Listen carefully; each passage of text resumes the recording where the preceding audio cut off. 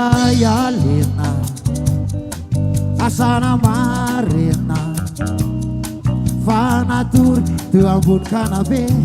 izao sy anao to tsy tsaroko izany asana nofiany na mety aniko sondrina toko izao sy anao ny maray nidray alahaty tamizay to tsy teo ambony kanabe izao sy anao fa teo ambany nanao ladina antany tsy fantatro itsony hoe taizany natory izao sy anao fa nitolakano aty tsarokyany satria niarany jalo teny andohalo izao sy anao aveo tena nitsy hoe nianala mahitsy satria enyko no misy antsikaro izao sy anao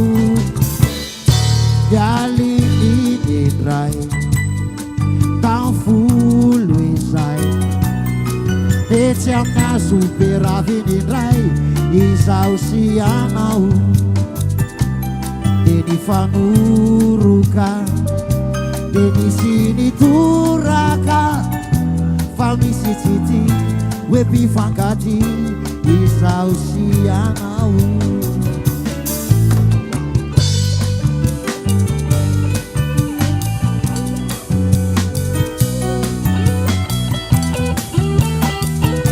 izao sy anao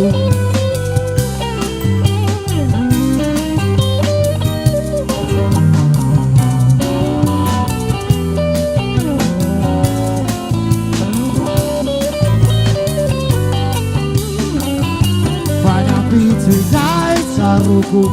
lay fititony ovaloko fa tsy tony omaly fa ny famaly izao sy anao fa nisy lehilahy iray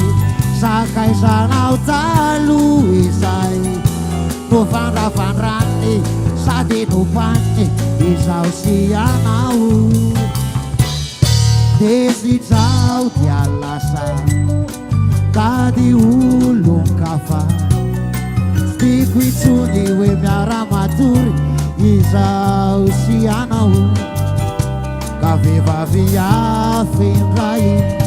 no niaraka tamiko tamizay de lasay nandeha tatkanabe zay sy malay